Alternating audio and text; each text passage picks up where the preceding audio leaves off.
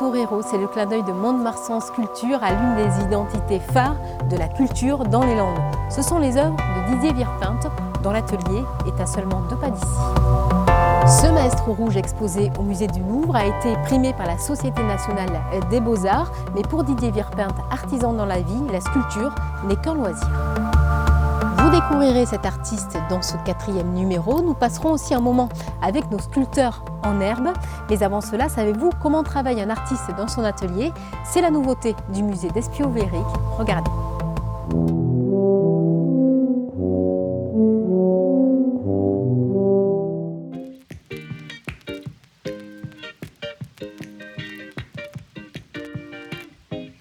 Cet endroit où nous sommes est une salle nouvellement ouverte au musée qui donne l'idée de ce qu'était un atelier de sculpteur alors dans la première moitié du XXe siècle.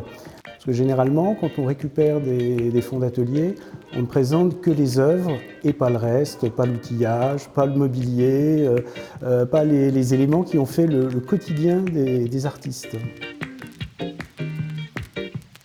On a des artistes qui sont plus représentés, notamment Robert Vlerick. Ce sont des gens qui vivaient dans un même environnement et on retrouve assez souvent une configuration assez proche de ces ateliers. Alors en fait, c'est quelque chose d'assez sommaire, avec un assemblage de planches, des clous rouillés, du bois, un peu de terre, et en fait c'est un élément que l'on trouve dans les ateliers qu'on appelle une planche à clous et qui permet aux sculpteurs de pouvoir réaliser le premier modèle modelé en argile et généralement donc pour les reliefs en 2 dimensions. Une fois que le modelage en terre est réalisé, il est moulé pour en tirer une épreuve en plâtre qui permet à l'artiste de pouvoir le travailler comme il le souhaite. L'artiste possède une grande technicité. Donc à l'époque, un artiste comme Robert Vlerick répond à des commandes. Et donc généralement, quand il répond à des commandes, notamment des commandes publiques, il travaille dans de grandes dimensions. Et donc effectivement, on trouve un outillage particulier qui va permettre à l'artiste de tailler la pierre et donc effectivement avec des outils parfois assez lourds et donc qui nécessitent une certaine force physique.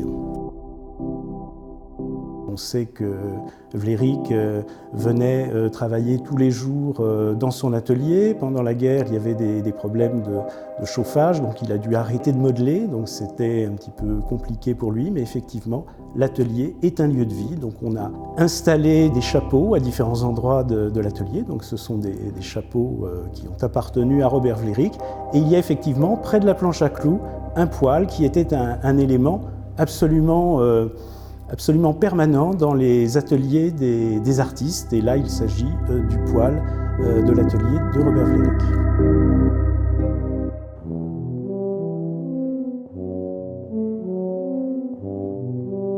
C'est la séquence que nous adorons. Aujourd'hui, ce sont les grandes sections et les CP de l'école de Pujol-le-Plan qui se mettent dans la peau de leurs super-héros.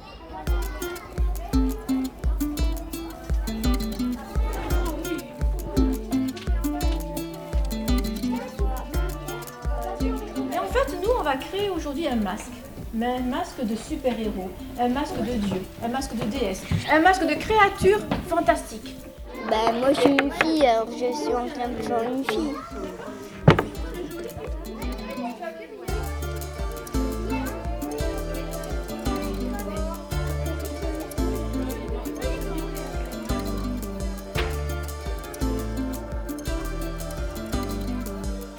Qu'est-ce qu'il va avoir comme super pouvoir? Les éclairs.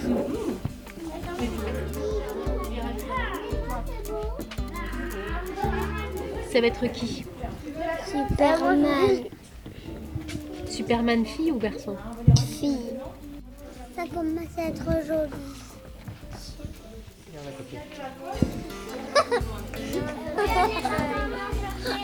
T'as quoi comme super pouvoir? Le bonhomme il cherche le trésor. Il a une queue de chat, des ailes de papillon, comme ça il peut voler Et des serpents pour faire peur aux méchants. Est-ce que tu as un super-héros préféré, toi? C'est Hulk. Hulk. Pourquoi tu l'aimes bien, Hulk? Parce qu'il est musclé. Je fais un masque et c'est un serpent.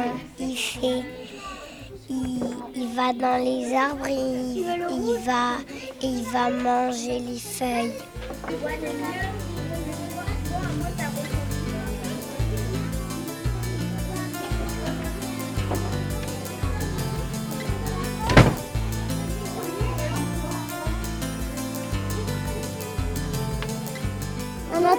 On a trouvé les beaux sculptures. Ouais, et ceux qui étaient tout nus. On a vu Athéna, la déesse. Celui qui a Athéna. Celui qui a Mickey. Regarde. Moi, je sais plus. Ça, c'est pour ma copine.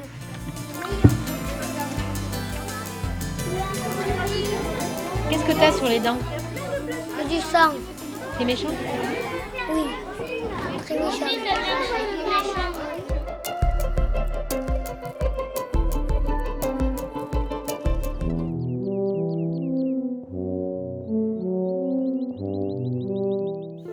Je suis Monsieur Viropin-Didier, sculpteur sur Mont-de-Marsan.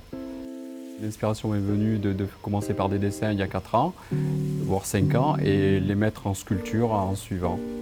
Aujourd'hui, en pièces monumentales, j'ai 6 pièces monumentales, et des petites pièces, j'en ai une dizaine. On a 12 têtes différentes à chaque fois, il y a 12 personnages, vous voyez. Là, j'en ai un, là, vous en avez un, là, il y en a un autre, là, j'en ai un 4e, 5e, 6e, 7e, vous voyez, il y en a un peu partout, quoi. En fait, le but de mes dessins, donc dans cette série-là, j'ai une centaine de dessins où j'ai travaillé un peu avec des visages. Et après, quand je commence à monter la pièce, je donne mes premières formes et puis au fur et à mesure, je les imbrique. Ça sera le tout premier bronze de Monsieur Virpen. Voilà. Donc du coup, c'est une tête de matador un peu bizarre, un peu cubique. Donc c'est sorti de mon imagination. Et c'est la première pièce donc, qui est partie à l'étranger, puisqu'il faut savoir qu'elle est exposée pendant 1 an au musée de Xia en Chine. Le fer, c'est la matière la moins chère, pas trop compliqué à travailler, facile à souder parce qu'on peut le meuler facilement. Alors que le bronze, c'est un produit noble et c'est là qu'on voit les grands sculpteurs qui coulent leurs pièces en bronze.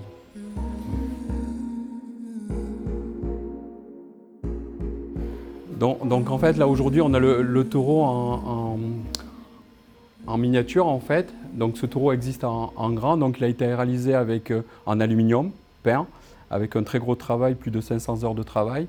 Donc c'est un taureau qui aujourd'hui est noir, en taille réelle, qui a été enduit, poli, peint en carrosserie automobile pour pouvoir résister aux intempéries, pour pouvoir les vendre en pièces monumentales extérieures. Et du coup, c'est une pièce qui a été très appréciée au Salon du Carrousel du Louvre et au Salon d'automne, où d'ailleurs j'ai eu un prix.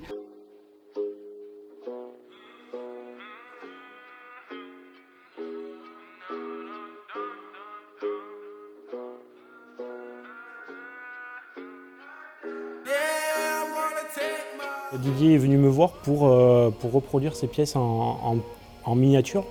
Voilà, pour faciliter l'exposition et aussi, pourquoi pas, derrière les reproduire en bronze qui servirait de moule en fait. Voilà. Là, on a la partie du taureau en fait imprimée en une seule fois, voilà, la partie avant. Et ici, on peut découvrir en fait le travail de découpe qu'on a réalisé pour venir assembler l'objet. On gagne des étapes de fabrication, donc forcément, on diminue le coût de la pièce et du coup, c'est un peu plus accessible à tout un chacun.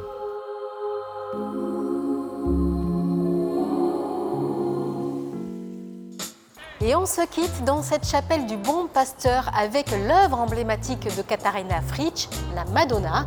Merci à tous de nous avoir suivis. Je vous dis à très vite pour un nouveau numéro de Mont-de-Marsan Sculpture sur Noah.